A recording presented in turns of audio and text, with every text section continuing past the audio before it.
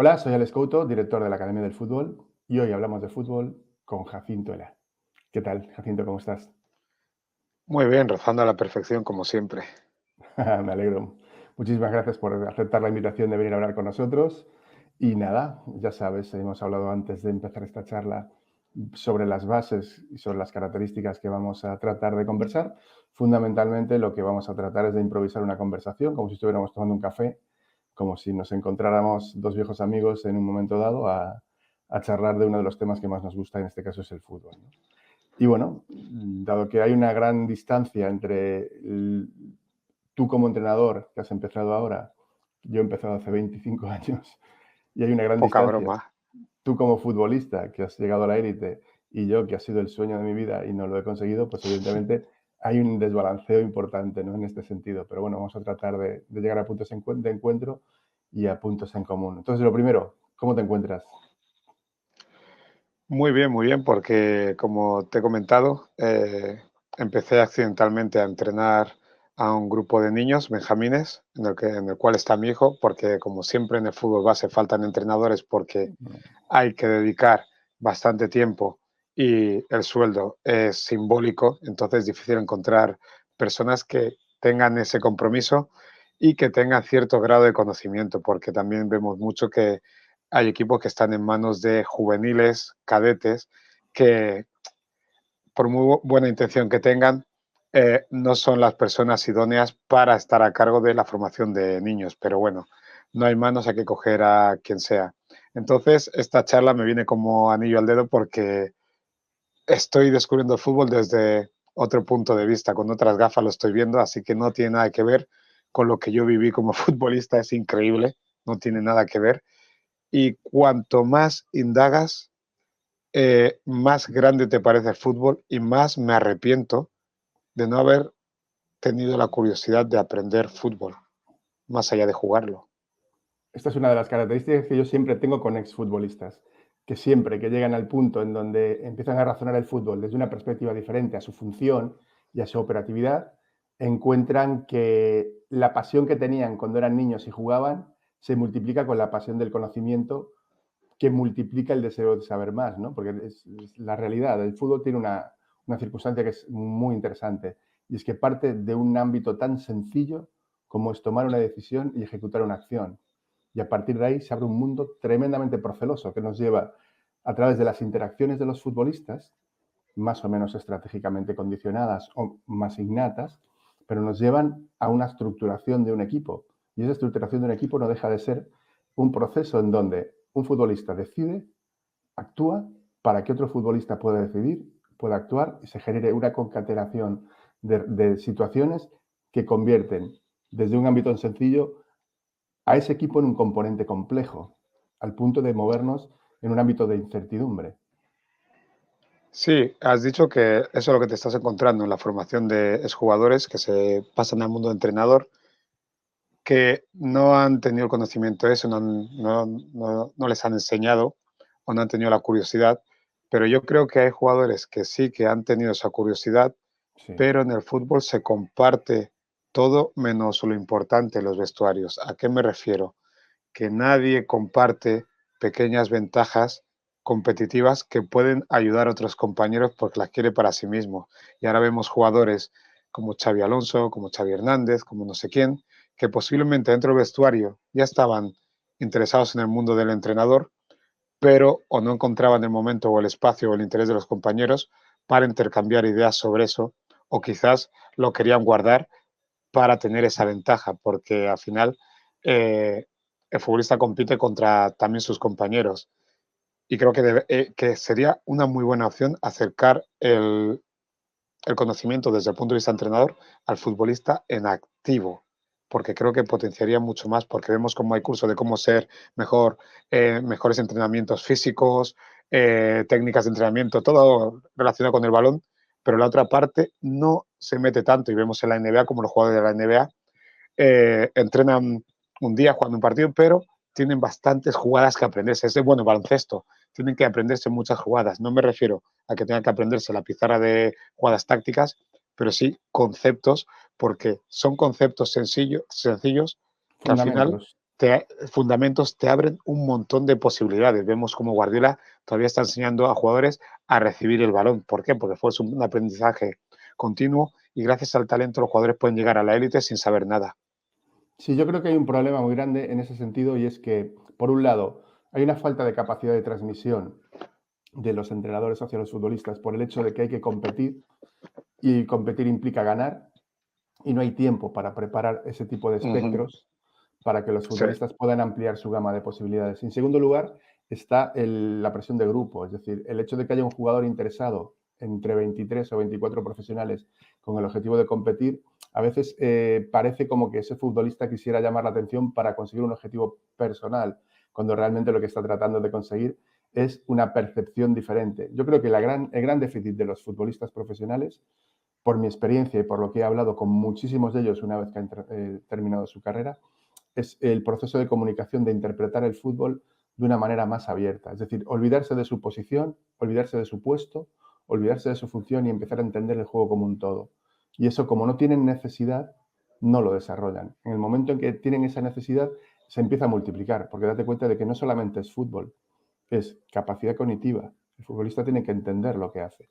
Es capacidad emocional, tiene que verse expuesto en un contexto abierto, en donde el entorno lo está, en cierta manera, definiendo a través de una conducta y además tiene que comportarse a través de una emoción debidamente, con un aspecto psicológico muy determinado, aguantar los esfuerzos, aguantar el dolor, aguantar el impacto de jugar contra un adversario que a lo mejor te está haciendo pasar un mal rato y después acertar. Es decir, son muchísimas cosas. Claro, entiendo que el futbolista no tenga interés en ampliar más su conocimiento porque al final no desconectaría nunca y acabaría por odiar su profesión porque pasas de jugar a fútbol porque te gusta, porque te encanta, porque te apasiona cuando eres niño y de repente ya te están pagando. Si a eso hay que añadirle toda esta información, eh, creo que acabarían saturados. Es cierto, habría que encontrar una manera de comprimir toda esa información en el rato que está entrenando para que no se lo tenga que llevar a casa, porque al final sería como los niños que están 5 o 6 horas en el colegio y le dan un montón de hojas de deberes para Claro. llevar a casa. Claro, tiene sentido. Influyen tantas cosas que eh, necesitan evadirse, por eso tanta PlayStation, porque son momentos en los que no tienes que pensar, pero es que se llegan hasta evadir de las mismas personas que viven en su entorno, en su casa. Sin duda. No, aparte hay otra cosa, desde mi punto de vista, creo que el entorno no ayuda. Es decir, hay futbolistas que tienen una capacidad para percibir el fútbol natural y hay otros futbolistas que tienen capacidad para entender lo que es un equipo. Pero una vez que terminan, sobre todo estos jugadores privilegiados por haber tenido una trayectoria muy larga o haber tenido pues, muchas internacionalidades, se les ponen muchas facilidades para su formación. Y la primera de ellas es un año de formación intensivo para tener la licencia de entrenamiento. Nosotros en la Academia del Fútbol, nuestro lema es contundente. La licencia te habilita para entrenar, pero lo que te hace entrenador es el conocimiento, ¿no? Bravo, Entonces, bravo. en ese sentido, el futbolista va por el atajo. Y cuando el futbolista, con mentalidad de futbolista, se convierte en entrenador y va por el atajo, tenemos un problema, porque va a quedar expuesto. Y en esa exposición, ¿quién resuelve el conflicto? Su segundo entrenador, su preparador físico, el metodólogo, el director deportivo, hace una concesión de espacio brutal. Se lo comentaba a un compañero que es un chico que ha estado en la escuela del Barça entrenando, es joven, no ha jugado a fútbol, pero sí que se ha sacado los títulos. Y yo le comentaba, me preguntaba si no tenía la posibilidad de haberme saltado algún curso por haber jugado a nivel profesional y al no haber sido jugador de primera división creo que no podía, o de segunda, y dije, pero igualmente tampoco indagué en ello porque me he dado cuenta en este año que no pasar por todo este proceso tan en la base me habría hecho empezar con desventaja respecto, no es que compita con nadie, pero me faltaría conocimiento, me faltaría la base, simplemente el entender cómo se enseña a controlar un balón a alguien que no sabe controlar, ya te ayuda a entender un poco mejor el fútbol, porque yo empecé a jugar en la calle, en un equipo, y creo que de repente algo me enseñaron a controlar y todo esto, pero donde yo llegué ya teníamos que llegar cocinados en la cantera del Español, por ejemplo. Entonces nadie me dijo cómo se pone el pie, nadie me dijo esto, y no era porque me dejaban la toma de decisiones, no, me habían fichado porque yo ya sabía hacer eso y no se buscaban otras maneras de hazlo así, o prueba. No, no, no, era algo que era bastante natural. Ahí primaba lo competitivo. Y el hecho de pasar al segundo nivel, por decirlo de una manera, desde el mundo profesional, te hace perderte una parte muy importante de la formación como entrenador, porque no puede haber tanta urgencia de retirarte a querer coger un equipo de juveniles. No, tienes que saber cómo han llegado esos niños a jugar en un juvenil. Si tú no puedes transformar a unos alevines en esos juveniles con el paso de los años, no estás todavía preparado para ser entrenador. Y aprovechando lo que acabas de decir, ¿cómo introducimos al niño en ese proceso mundo del fútbol? ¿Qué primer paso das tú ahora? Jacinto, quien no lo conozca, pues ha sido internacional juvenil, ha sido campeón de Europa, ha jugado en el Español, en el Alavés, en el Hércules, ha sido de los pioneros en irse a la Premier, ha jugado ni más ni menos que al lado de Maldés Desier, cuidado, que son Sí. palabras mayores, y tiene una trayectoria vital importante como comunicador y ahora también involucrado en el mundo de la educación, ¿no? Entonces, yo creo que todo lo que es el contexto alrededor de tu participación en las redes sociales y como consejero, digamos, de los pasos a dar en los diferentes procesos de educación, te habilita, ahora mismo que acabas de entrar en el ámbito de la formación, ¿no? A empezar a pensar cómo introducimos al niño en el fútbol.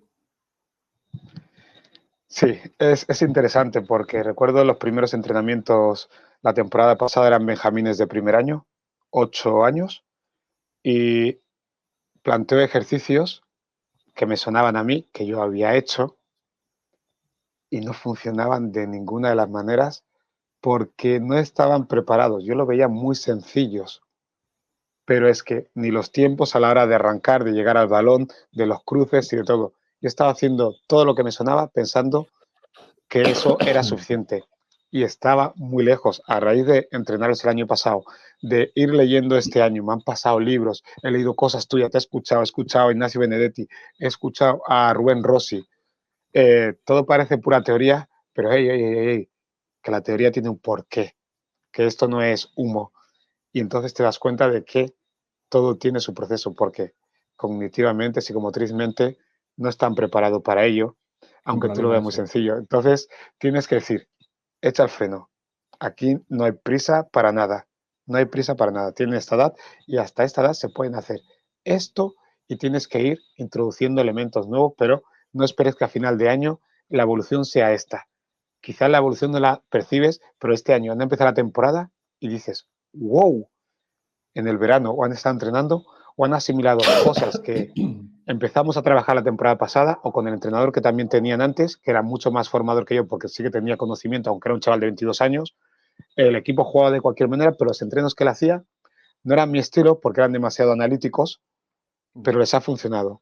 Porque yo estoy más por la labor de la toma de decisiones y hacer ejercicios adaptados para que ellos encuentren su naturaleza y conducirlos a donde yo creo que pueden mejorar, sobre todo a la hora de pasar, posicionar el cuerpo, situarse en el campo, sin prisa, pero tener ojo clínico para ver dónde se puede meter mano, si están mejorando y no desesperarse. Y sobre todo, la tranquilidad de no tener que mirar el resultado. A mí me preguntan el resultado y la mitad de veces digo, no sé, no lo sé, porque no lo sé, realmente están mirando otras cosas. Primero, dividir que todo el mundo juegue al mismo tiempo, independientemente del resultado.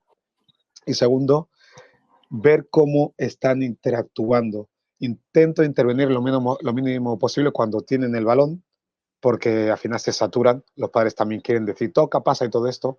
Entonces he aprendido, empecé dando muchas órdenes al estilo Simeone, todo flipado, a los padres les encantaba, pero luego me di cuenta que lo mejor era durante el entrenamiento, sí, estar encima, corregir pero dar continuidad, pero ya los partidos intentar estar con los brazos cruzados y observar, y observar, y observar.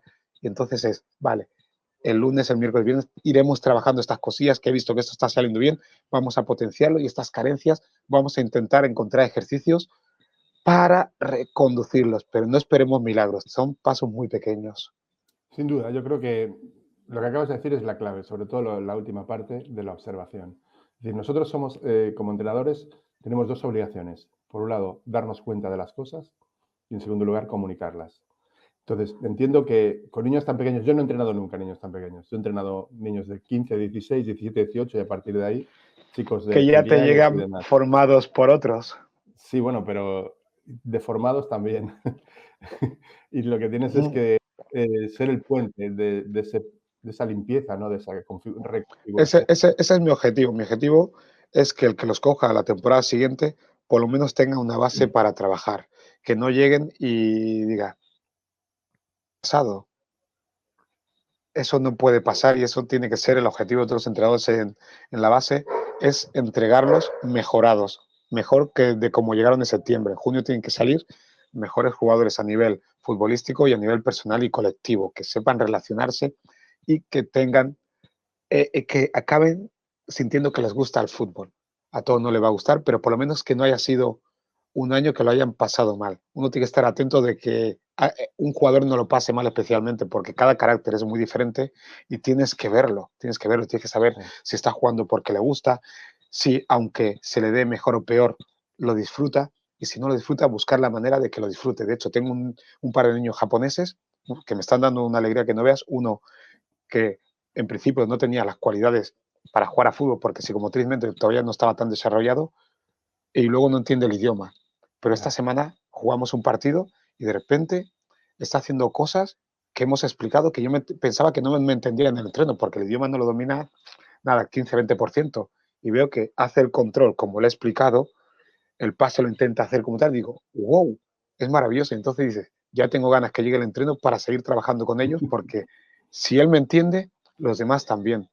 Y eso es lo que te mueve a seguir, porque dice, a lo mejor el año que viene no los tengo yo, pero que vengan otros, que también es un reto. Pero todavía me queda todo el año, eso es lo que me encanta, que acabamos de empezar y me queda todo el año. Y tengo la suerte que los padres se comportan, pero yo estoy todo el tiempo educando a los padres. ya. ¿Cómo hago eso? Viendo que yo me intereso por sus niños. Solo con que ellos noten eso, ya te dejan en paz, que no es poco. Qué problema ese. Mira, yo sinceramente, un entrenador, tal y como lo acabas de plantear tú, tiene que saber explicar, tiene que saber demostrar y tiene que saber corregir. Sí, Y no necesariamente necesita explicarlo con un lenguaje hablado, sino que tiene que sí. explicarlo a través de gestos, a través de maneras en donde las barreras se revienten, desaparezcan. Y después yo creo que en niños tan pequeños, yo soy averso a entrenar niños pequeños porque me entra hambre y me los como. Entonces me cuesta mucho trabajo soportar Yo muchos hace dos comportamientos. años, hace 2 años tú me preguntas esto y jamás de lo jamás se hubiera pensado que iban a tener ni niños pequeños, ni grandes, ni nada, ni Ya, pues nada. tienes el Pero parece gusanillo que se te nota, ¿eh? que fue un momento que entró mi hijo a jugar allá porque yo le apunté al club ese, porque yo quería apuntarle con 9 años, pero bueno, con 8 años ya parecía que estaba loco por el fútbol y le apunté.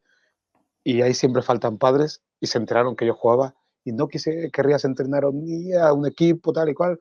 No, no, digo, bueno, vale, sí, pero solo podría ser el equipo de mi hijo como segundo entrenador, porque ya que estoy aquí, pues aprovecho el horario, no puedo estar Ujú. llevando a mi hijo a jugar a un sitio y entrenando a otro, vale, segundo entrenador. Y al final me quedé de primero porque faltaban entrenadores, me movieron entrenador, me quedé. Y, y la vida me llevó a esto, yo creo que estaba predestinado a seguir ligado al fútbol, porque después de 10, 11, 12 años que llevo en educación, eh, tengo que aprovechar esos años en educación para trasladarlo al fútbol. De hecho, un amigo que entrena en Santander, es también un chico joven, me comentaba que un entrenador le dijo que lo mejor que él hacía era para segundo entrenador, intentaba buscar docentes, sin tener en cuenta si sabía mucho o poco de fútbol, que le gustara el fútbol, pero a ser posible que fueran profesores o relacionados Mm. con el mundo de la educación, porque como asistentes eran muy válidos y no tenían esa ambición de pisar o de contradecir al segundo entrenador, porque ese es otro tema que creo que segundo entrenador es un puesto muy específico y uno cuando se pone ahí tiene que tener la humildad y la generosidad de ayudar y de llevar la contraria al entrenador cuando cree que está equivocado, hacer críticas constructivas para mejorar algunos matices. Y yo creo que añadiría más que saberlo hacer en el momento oportuno y sobre todo en Sí, privado, porque si no puede ser sí. un Ni problema. poner caras raras, porque cuando un entrenador, un segundo entrenador, has estado en vestuarios y el entrenador está diciendo algo, ves al segundo entrenador y de repente ¿qué hace así el segundo entrenador?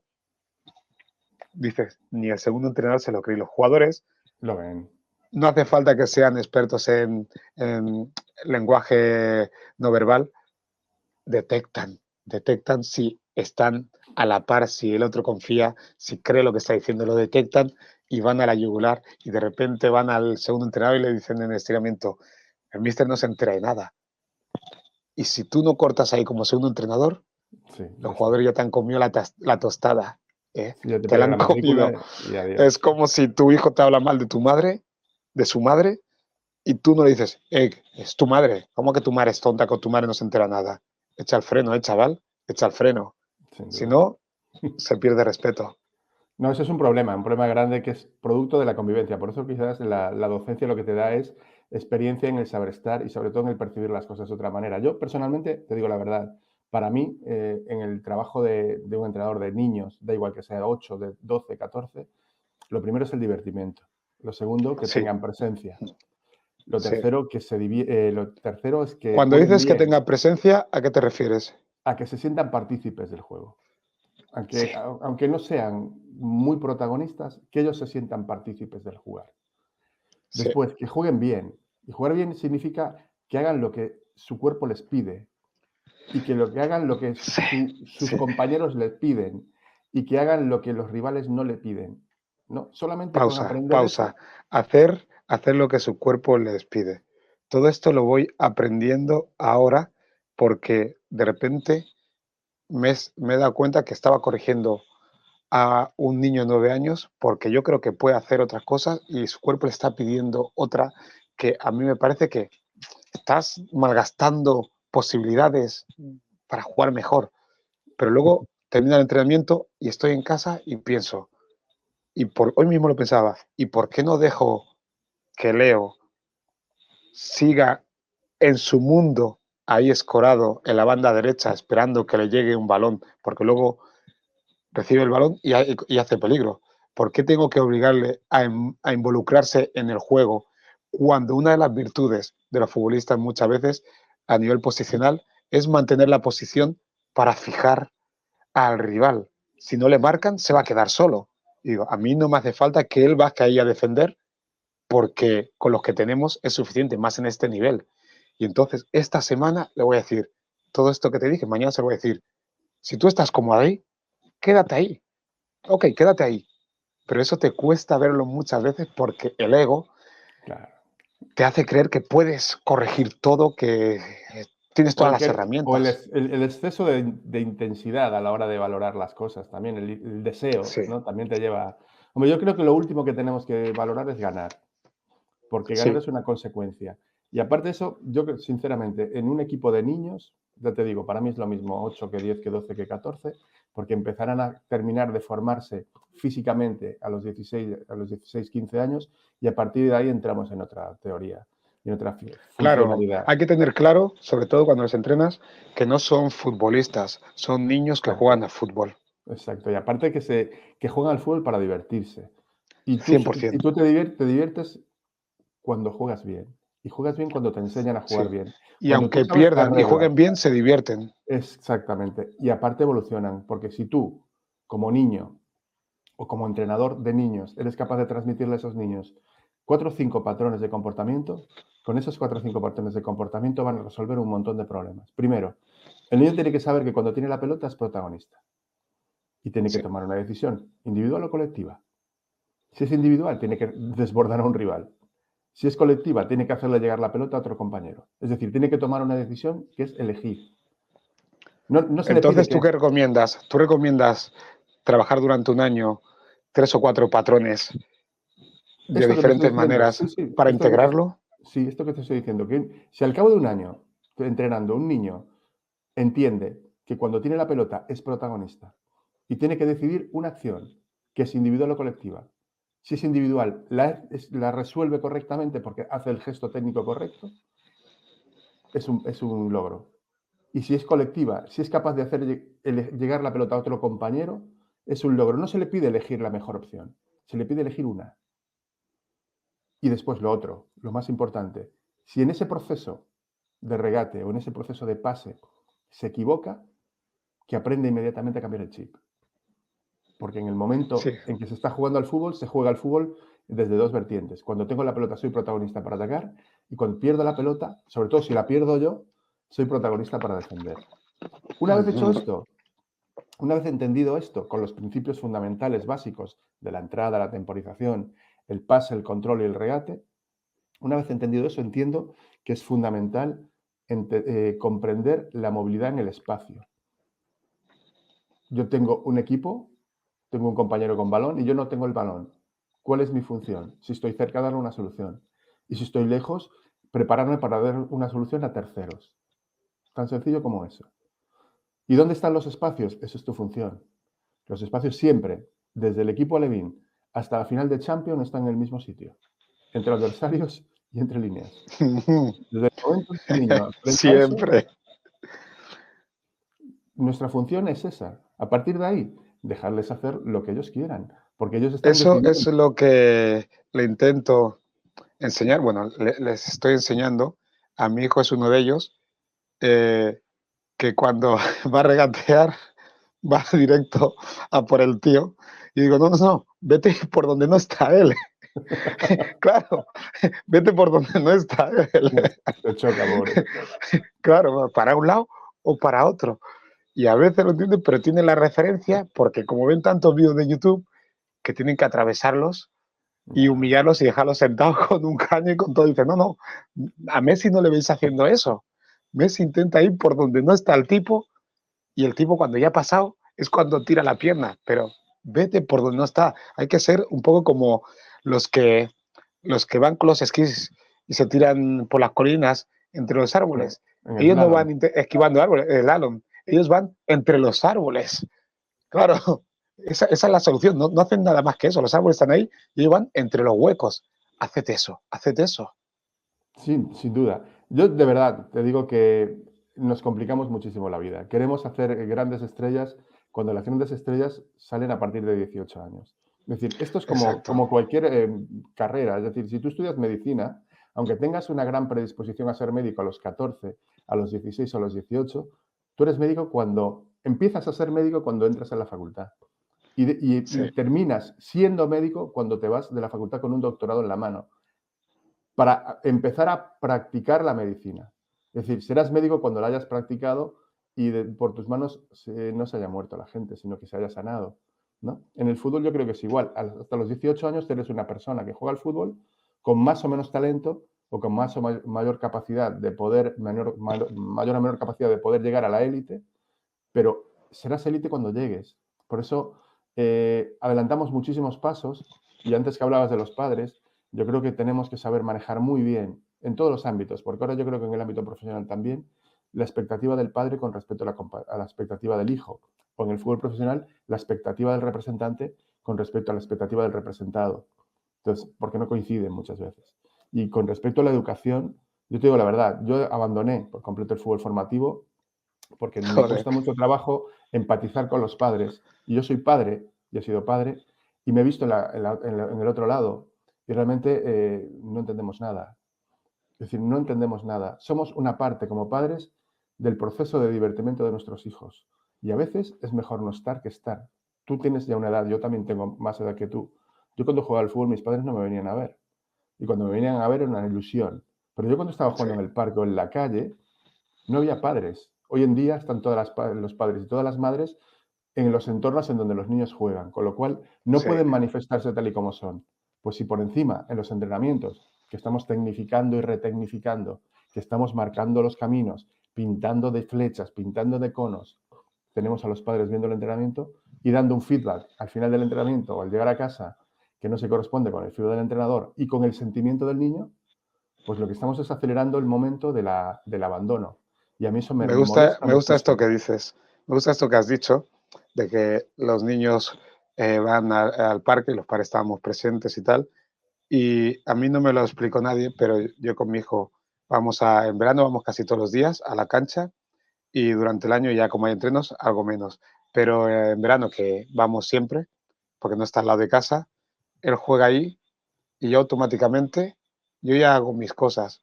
Me llega hasta llevar el ordenador para ponerme a escribir en el coche porque de ahí parking se ve desde allá, o me pongo con mis gomas a hacer ejercicio y me dice, mira, mira, mira, mira, mira. Y yo, no, no, no, tú juegas, no me cuentes lo que estés haciendo, porque ya te tengo en el entrenamiento, no hagas las cosas para mí. Y se lo he dicho, no juegues para mí. No, para agradarte, claro. exacto, no lo hagas para mí porque no puede ser. Tienes que jugar sin que yo esté encima. Y a esto súmale, en el libro Amplitud, si no me recuerdo, Amplitud creo que es, cuenta la anécdota de la madre de Roger Federer, que era su entrenadora, y le entrenó durante un periodo de su vida muy corto, que dijo que tuvo que dejarlo porque como madre tenista y entrenadora, ver a su hijo haciendo toques raros con la raqueta y tal, dice que le entraba urticaria y dice, no puedo vivir con esto porque por más que quiera, como sé cómo funciona el tenis, o le corriges o te tienes que tragar sapos. Entonces prefiero que le entrene otra persona y yo no veo ni los entrenos. Fíjate cómo acertó la madre en eso. Y es verdad, No, no, tienes que separarte para poder entenderlo. Lo intento hacer fuera del campo seguro, e incluso en los entrenos, siendo jugador mío, hacer igual, tratarle igual que a todos los demás, yo sé sus posibilidades, pero a cada uno le pido una cosa y a él no le voy a pedir especialmente mucho más porque no quiero que luego se estrese o que llegue al coche, no solo pregunto, ¿ha estado divertido el entreno? Pero también se esa es pregunta a la otros clave. para saber, porque yo lo noto más o menos, y porque es para saber si he planteado ejercicios demasiado toscos. Porque a veces cuando veo que van muy bien, digo, pues la semana que viene me total, pero intento que salgan y que sea divertido. Entonces se lo pregunté personalmente, porque una pista que me dio, y arte de la palabra, fue que le pregunté, cuando yo gritaba mucho la temporada pasada, cuando yo grito, ¿me escucháis? Dice, sí. Digo, ok, vale, ya en los partidos no voy a gritar tanto porque quizás sí que se pueden saturar, por mucho, casi es que eran de ánimo muchas veces, pero igualmente también, aunque sea mucho, mucho de ánimo, mucho intenso, dice, son niños, déjales jugar. Y aparte de eso, de ser niños, tú eres su entrenador, con lo cual tú eres el espejo en el que se miran. Y el Sí, comportamiento que tú tengas en la banda, te parezca que sí, te parezca que no, es el comportamiento que ellos van a estar percibiendo. Yo como jugador jugué muy poco tiempo, me lesioné muy joven, no pasé de tercera división, tenía ciertos talentos y tenía muchas carencias, ¿no? Pero tenía un problema muy grande, tenía dos problemas. Uno era mi diálogo interno. Yo hablaba muchísimo conmigo mismo, y lo cual me acababa los partidos agobiado. Y segundo, era un tío muy obediente, con lo cual escuchaba al entrenador. Y muchas veces lo que dice el entrenador no es lo correcto. O sea, a mí me mandaba a hacer una cosa y esa cosa me condicionaba a hacer la siguiente. Es decir, y te tú vete chocabas a... con la pared si era suficiente, si era necesario. No, no, la cuestión era, tú puedes ocupar estos espacios, vete para arriba. Yo, muy bien, yo me voy para arriba, pero después perdemos la pelota, ¿cómo vuelvo para atrás? No llego. Y yo estoy escuchando un grito, vamos, llega, que estás fuera de posición. Así de veces. Entonces eso me genera un disgusto total, dejo de disfrutar. ¿Por qué? Porque me pasan dos cosas. O me enfado, con lo cual ya no estoy disfrutando, o me cohíbo, con lo cual no estoy disfrutando. Y eso fue lo primero que aprendí como entrenador. Es decir, el discurso es antes del partido, en el descanso, después del partido y sobre todo durante la semana de entrenamiento. Durante el partido, tratar de evitar eso que me provocaban a mí, que es enfado o que me cohiba como consecuencia de un comentario mal dado. ¿Por qué? Pues porque yo era educado, no era irreverente, no me saltaba a la torera las disquisiciones del entrenador. Y era una persona que no es que quisiera agradar al entrenador, es que si me lo decía tenía un sentido, era un porqué. Y esto con 14, con 16, con 18 y con 20. ¿No? Llega un momento en que el fútbol no es tu trabajo, llega el momento en que el fútbol que te apasiona no lo diviertes o no te divierte y te vas. Por eso el divertimento, yo admiro a la gente que tiene 45 años y está jugando fútbol federado, porque realmente nadie le ha quitado el punto de disfrutar. Ahí voy, que antes lo iba a comentar y se me ha pasado.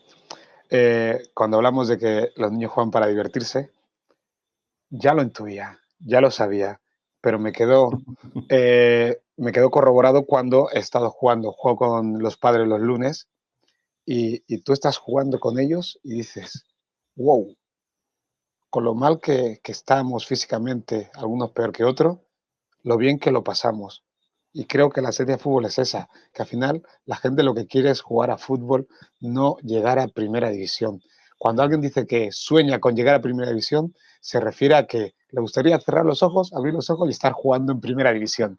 No que quiere pasar por todo eso para llegar a primera división, porque dice que tengo que hacer esto, y me gusta el fútbol, pero no a cualquier costa, tío, no a cualquier costa, Es porque que el encima sabes que es un proceso, esfuerzo que no es exacto. asegurada la recompensa, no lo es, No, como no, en y otras profesiones, el proceso es cruel muchas veces. O sea, llegar a ser futbolista 100%. profesional, tu cabeza se está moviendo en unos niveles de tensión y de estrés enormes. Tu cabeza está viviendo en una burbuja económica, sociocultural y sobre todo en un entorno de relaciones tremendamente equivocado. Y cuando te vas del fútbol es cuando realmente te das cuenta lo gilipollas que eras. Porque yo te digo la verdad, Y lo importante es tu personalidad, cómo queda tocada porque la gente te percibe de otra manera. Ya cuando juegas a fútbol, ya no juegas a fútbol, te valoraban por, porque eras futbolista en muchas ocasiones, sobre todo los que no son familiares directos. Vas a un sitio y te presentan como futbolista, como futbolista, como futbolista, aunque no sea algo que trate de fútbol. Ah, sí, juega fútbol, es futbolista. A mí me da vergüenza decir, conocí a alguien cuando estaba en tercera división, me daba vergüenza decir que era futbolista porque ya vivía de fútbol, pero no me sentía un impostor. ya, sí que es verdad. Hombre, yo te digo la verdad, cada vez me distancio más del futbolista. Yo he tenido experiencias en el fútbol de todos los colores, como entrenador, como segundo entrenador, como analista.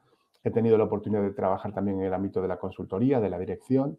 Y he vivido una época que tú la conoces bien, que es la que he estado en Dinamo de Bucarest como director general, en donde pasamos unos momentos terribles, no tanto por lo que pasamos, porque no pasamos prácticamente nada que no fuera normal, sino por la percepción que se quiso dar desde la prensa española y el aprovechamiento que se hizo de la prensa rumana. Vale, pero Pero ¿por qué dices que te distanciaste del futbolista?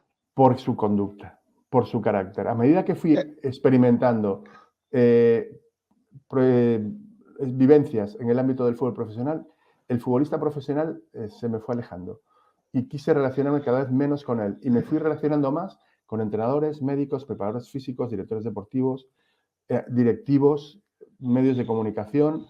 En cambio, el futbolista me empezó a dejar de ser interesante hasta el punto de que yo era un apasionado del entrenamiento y sigo siendo un apasionado del entrenamiento, pero de todos los foros y de todos los focos que hay dentro del campo del entrenamiento, el contacto directo con el futbolista cada vez me interesa menos. Me interesa ¿Sabes mucho por qué? más el trabajo con los entrenadores.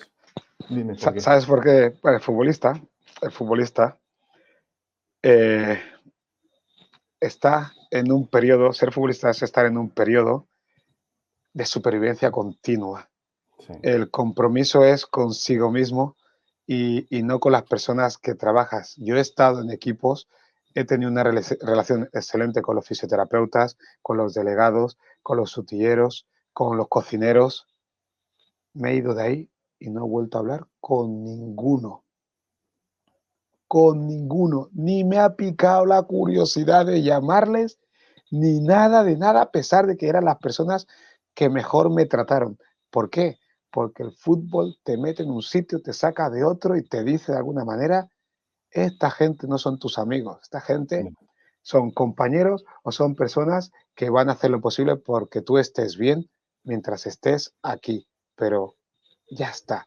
Es un mundo tan sanguinario que es necesario que mantengas a los amigos de siempre, que les trates bien, que sí. no vayas por encima de ellos, creas que eres superior a ellos cuando te van bien las cosas, porque cuando dejes el fútbol vas a tener que volver a ellos.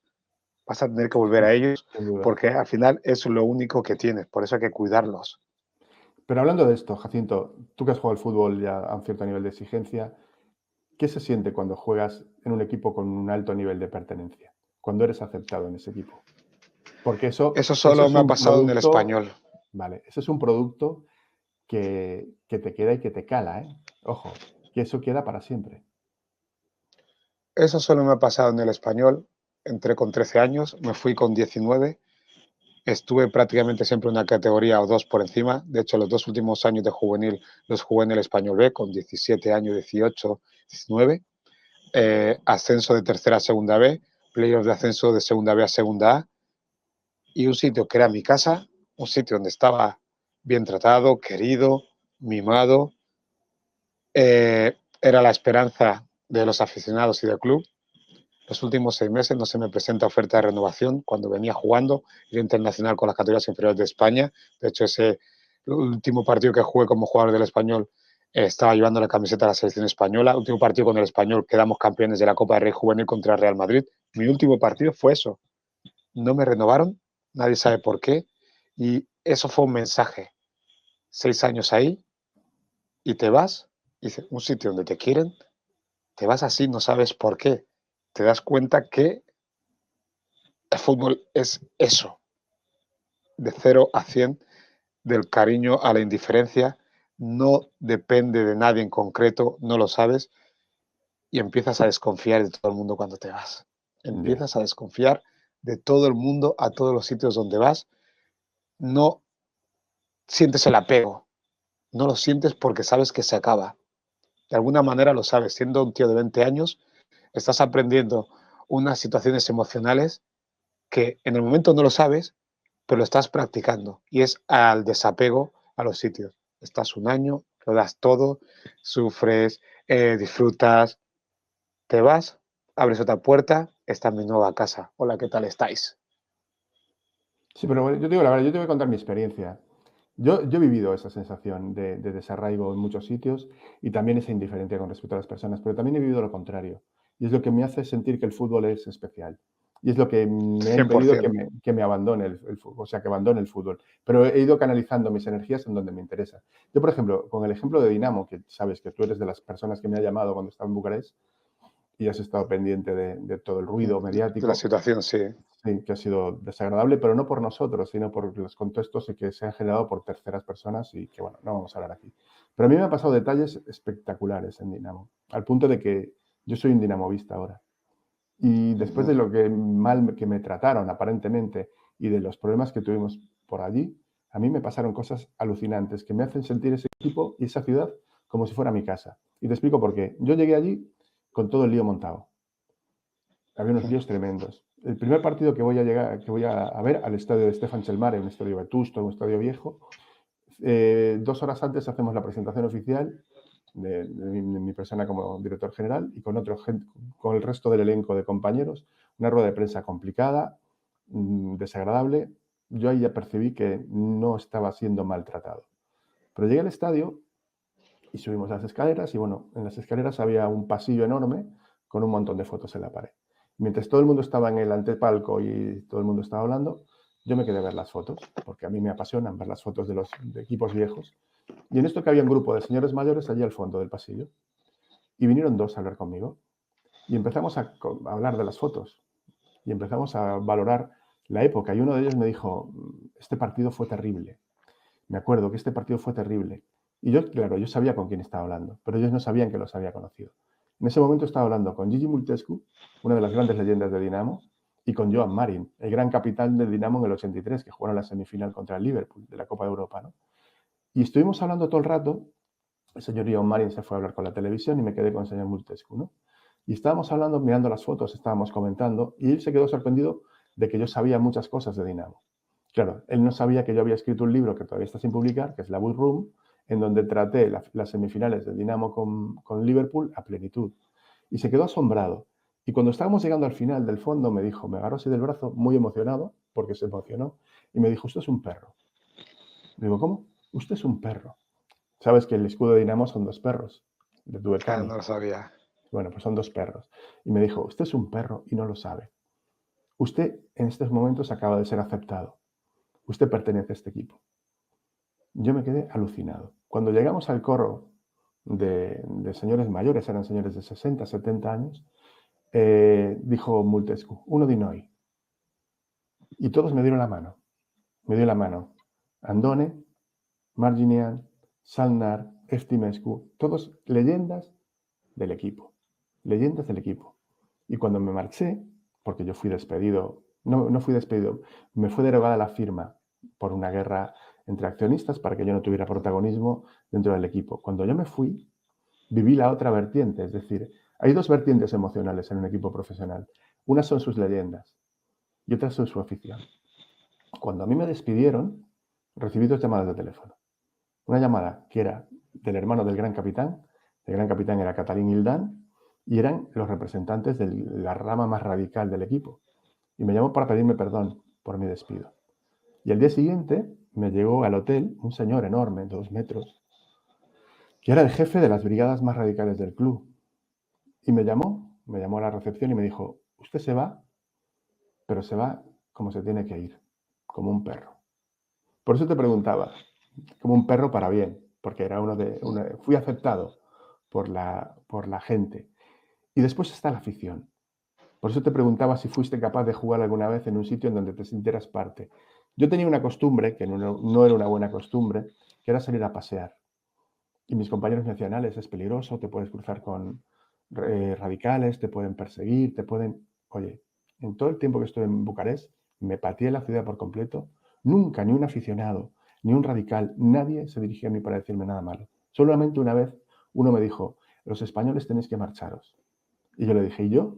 Dije, usted puede quedarse hasta cuando quiera, pero le recomiendo que se vaya a tiempo. Me dijo eso, nada más. Y después pude pasear, hice un Obdulio Varela, como hacía el uruguayo, ¿no? En el año 50. Que Pasear por es, la ciudad, que él ganó la Copa del Mundo y se fue a los bares con los brasileños a beber con ellos que habían perdido. Entonces, yo me sentí, sinceramente, como en casa. Habiendo vivido un drama, porque vivimos un drama por culpa de terceros, también viví un romance. Por eso te repetía la pregunta de por qué, o sea, si has sentido alguna vez el fútbol desde esa sensación. Yo no lo jugué, pero tuve la suerte de ser parte de un club en el que fui aceptado. mira, en el español, evidentemente, porque estuve 6 años, pero igualmente cuando yo me fui se dijeron cosas que me iba por dinero, por el mal entorno, mil historias. La verdad no se supo hasta años después cuando ya conté que yo me fui porque no tenía ninguna oferta del club, que era algo muy extraño. Pero igualmente en el Europeo Sub-19, con la selección española en Finlandia, jugamos un partido. Yo ya me había desvinculado del español semanas antes y, y me encuentro a José Manuel Casanovas, que era el director de fútbol base ahí en el español, que había venido ahí a Helsinki a ver los partidos y desde entonces no lo había visto. Habían pasado 2 semanas, algo así. Y lo primero que hace es darme un abrazo enorme y yo me quedo, cuando se estaba acercando a mí, yo me quedo, ahora ya falleció hace unos años, y me quedaba, cuando él se estaba acercando, yo estaba así como, hostia, que me he ido del español, debe estar enfadado conmigo, y me da un abrazo, Jacinto y tal, y sentí un alivio, porque un tío que me fichó él y me ha visto marchar, estando fuera, me seguía queriendo, y me di cuenta eh, que se hayan separado nuestros caminos no quiere decir que yo no sea parte del español. Si él, que es el que ha traído a todos los chavales del español, me da un abrazo y no tiene rencor conmigo, es que estoy en paz con el español. Y eso a mí me tranquilizó mucho. Sin embargo, estuve en Southampton 3 años de contrato, estuve 2 años y ningún vínculo. Fíjate, mi primera Bueno, gran experiencia profesional, ningún vínculo. Pero estuve un año entre medio cedido en el Hércules, jugué bastante, me lesioné, me lesionaron un partido contra el Elche. Yo creo que pude jugar mucho mejor, pero en el recuerdo de la afición parece que jugué mejor de lo que yo percibía. Viendo vídeos de esa época, digo, hostia, jugaba mejor de lo que yo percibía. Y cuando me escriben en redes sociales aficionados del Hércules que se acuerdan que fue hace 20 años exacto de cuando yo estuve ahí, dije que hubo huella de mi efímero paso esa temporada cedido. Sí, tú eras de los que más nos emocionaba y lástima que te lesionaras. Y haces, joder. Y yo pensaba que estaba en deuda con ellos porque no pude dar todo lo que quería.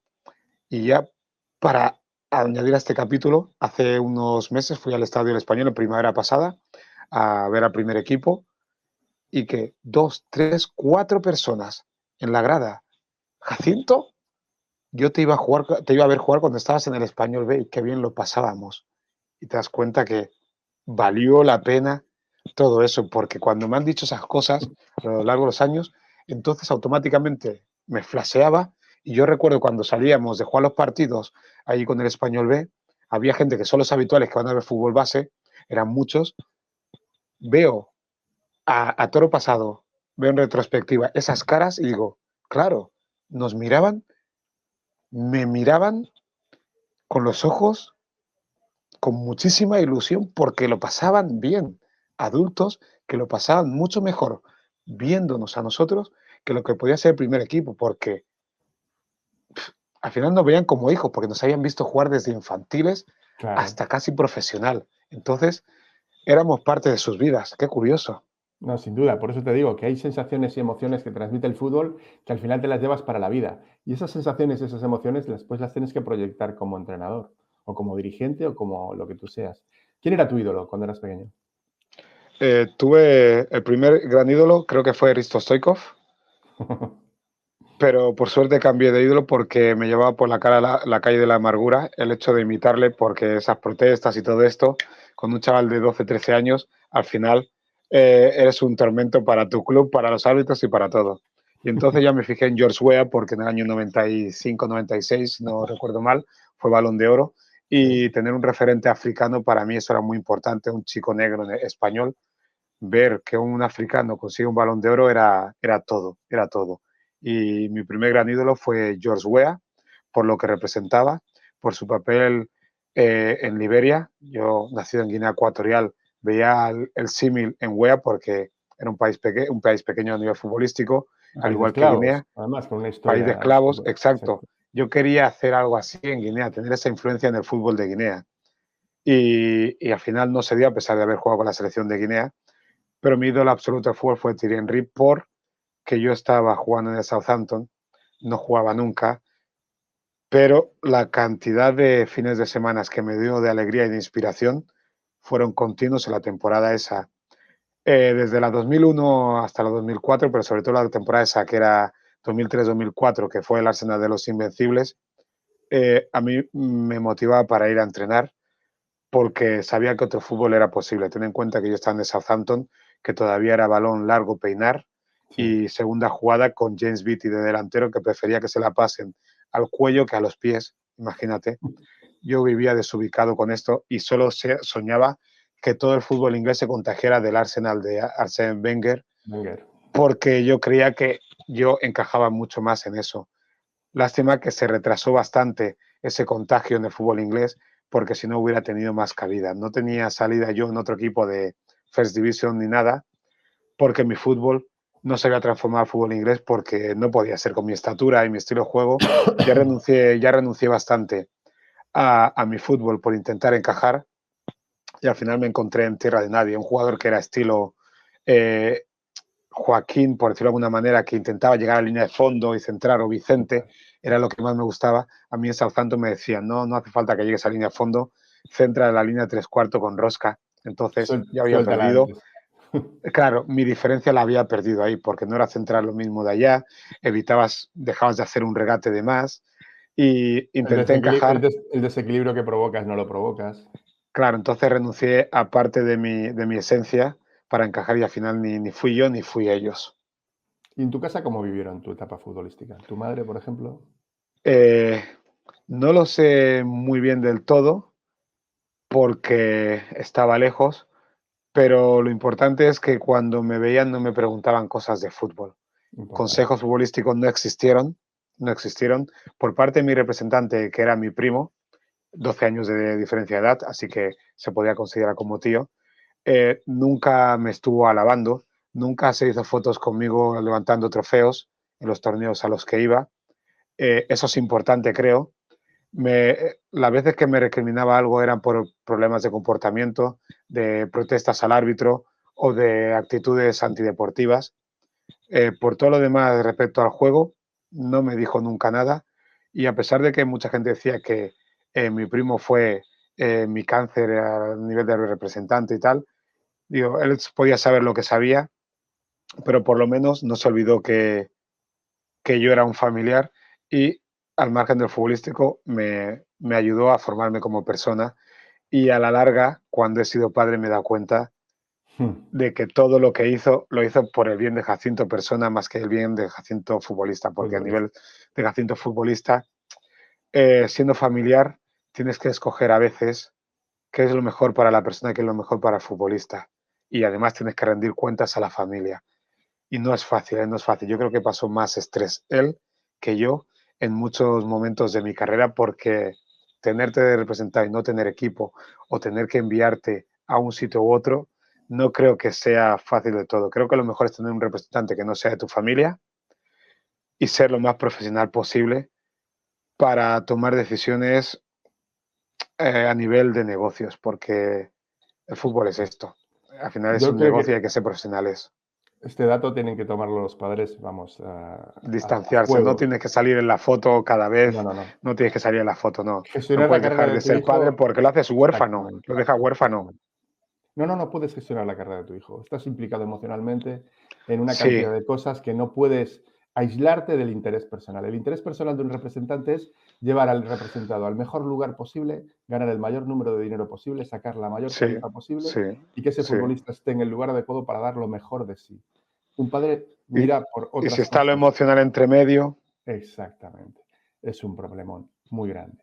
Bueno, vamos a ir acabando, son años que no han estado en la relación de padre-hijo, son años que Fernando. estarán vacíos. Cuando ya estén fuera dirán, y esos años son años vacíos. ¿Y cuánto es ilusión del padre y cuánto es necesidad del hijo? También es verdad. Uy, qué Bueno, difícil medir. es imposible, totalmente. Bueno, vamos a ir acabando porque si no vamos a alargar mucho esto, que está siendo muy interesante. Y nada, para acabar, vamos a hacer dos cosas. En primer lugar, ¿qué esperas como entrenador? Sobre todo en el corto plazo, ¿qué facetas son las que más te entusiasman a la hora de considerar la tarea de entrenador? La parte táctica, estratégica, la parte psicológica, la parte del liderazgo, el nivel de implicación con tus jugadores. Es decir, ¿eres capaz de definir ahora mismo cuál sería una de tus virtudes a la hora de meterte de lleno en las manos del fútbol? Es decir, ¿cómo revuelves el puchero del fútbol, básicamente? Creo que tengo, creo no, estoy seguro que tengo un talento especial para relacionarme con las personas y especialmente con los niños alumnos, eh, que sé detectar cómo relacionarme con cada uno según el carácter que tenga y con todo el colectivo, siendo estricto, pero al mismo tiempo siendo cariñoso. Ujú. Por eso los que he entrenado el año pasado que ya no están conmigo, se cruzan conmigo, me chocan la mano, me dan abrazos. Yo quiero que, mi objetivo es que cuando ya no estén conmigo, cuando me vean, no tengan miedo a saludarme y que sientan que me he preocupado por ellos, pero sobre todo hacerles personas independientes y que cuando estén jugando a fútbol lo disfruten de una manera que les salga natural. Y de momento lo estamos consiguiendo y yo creo que una vez que se consigue esto, si no hay elementos que tuerzan el ecosistema del equipo, que eso pasa porque padres, movidas entre entrenadores, clubes, sé que pasa eso. Yo estoy viviendo un momento muy dulce ahora en el mundo del fútbol porque no hay exigencia de resultados ni de nada. Puedo permitirme que sean felices. Bueno, yo te digo la verdad, yo como entrenador siempre he sido un obsesionado del contenido, ¿no? El continente me ha sido muy Es una indiferente. maravilla. Sí, Y siempre he sido un enamorado del estudio, del análisis, no del análisis tal cual está planteado ahora de flechas y tiros con indios y vaqueros, ¿no? Como se hace ahora, en eso estoy sino y lo disfruto. Tú sabes lo que, claro que lo sabes, que es ahora identificar cuando las cosas. terminemos ponerme a organizar los entrenos de mañana, de la semana que viene y luego estar flexible para modificarlo un pelín, pero lo disfruto tanto. Total, total. Yo soy un enamorado de eso. Y desde luego es lo que echo de menos del día a día. Pero después he encontrado otras facetas futbolísticas que son muy enriquecedoras. El fútbol tiene muchísimos foros, no solamente los específicos del juego, sino los preludios y los postpartidos, ¿no? En donde se hacen y se generan muchísimas cosas. Y después me he encontrado, no sé si a ti te ha pasado lo mismo, que es un entorno en donde el nivel de inteligencia es mucho más alto de lo que parece desde fuera. Yo me he encontrado a gente muy inteligente con una cultura general amplísima y con una capacidad para explicar no solamente su trabajo, sino para gestionar emotividades muy, muy grandes. yo estoy muy lejos todavía de eso, todavía estoy en una etapa muy embrionaria y sí que he conocido ese tipo de personas, pero todavía no te puedo decir, lo he detectado, lo he visto aquí, aquí, aquí. No, todavía no, porque todavía estoy conociéndome a mí Ya, como formador. Entonces, ahí me pilla, pero sé que es tan amplio todo esto, sobre todo yo estoy emocionado porque sé que ignoro muchísimas cosas, o sea que todo eso es lo que voy a comer, todo eso que ignoro es lo que voy a poder comer. genial. Bueno, para terminar, te voy a poner en un brete. No sé quién va a venir la próxima charla, no sé cuándo va a ser, pero vamos a empezar la próxima charla con una pregunta que tú nos hagas. Entonces, el comienzo de la próxima charla que tengamos hablando de fútbol con, a saber quién vendrá, la empezaremos con tu pregunta. Adelante. La pregunta que yo me estoy haciendo últimamente es, ¿por qué entrenas? ¿Por qué ¿Es entrenas? por ti o es por ellos? Ok, perfecto. ¿Por qué entrenas? ¿Es por ti o es por ellos? Bueno, pues hoy hemos tenido el enorme placer y el enorme gusto de hablar de fútbol con Jacinto Elá. Será la primera de muchas veces, espero. Sí, Y hasta seguro. aquí, hasta aquí hemos llegado a esta primera experiencia, en donde el único objetivo que tenemos básicamente es esto, poner la emoción que nos transmite el fútbol sobre la mesa, compartirla y a partir de ahora que ustedes nos transmitan qué les ha parecido. Ha sido un verdadero placer, Jacinto, muchísimas gracias y El placer es esperamos, mío. muy amable, esperamos que esta propuesta, que es básicamente sostenida sobre la improvisación, tenga recorrido y les guste. Un saludo y un abrazo a todos, cuídense.